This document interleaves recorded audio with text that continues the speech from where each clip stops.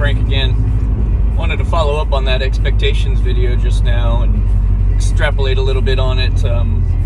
One of the things that you'll find about me is I've got a lot of little acronyms and things like that kind of help me throughout my day, and that I kind of help process situations and things like that. And when it comes to expectations, one of the ones that I like to refer to is PYITS, PYITS, and that stands for put yourself in their shoes.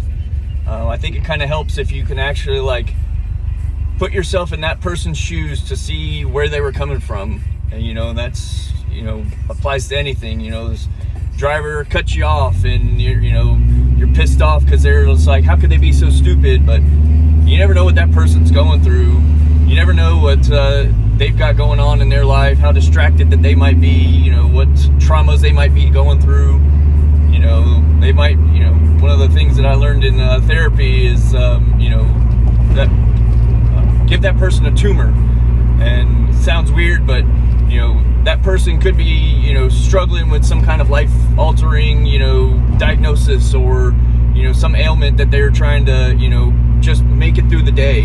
And you're sitting here worried because they, accidentally caused you to press on your brakes a little bit harder than usual, or, something stupid like that. So, that person might be driving to the hospital because they just got word that their kid was in a terrible accident, or their mom, or, something traumatic like that, it's a whole lot more, gravity to their situation than, the little trauma that they caused you by having to tap on your brakes or whatever the case may be.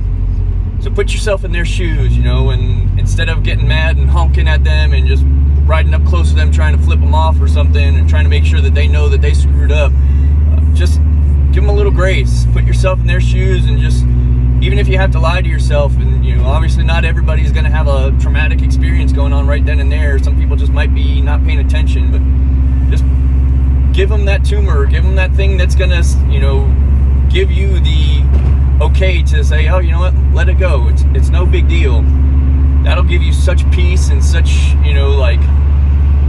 satisfaction of just letting it go, not having to worry about it again, that it's really profound.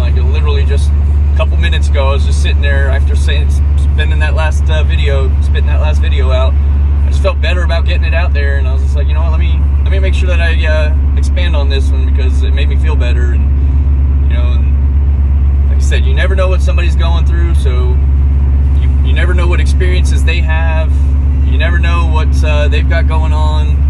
So just give them a little grace, put yourself in their shoes, and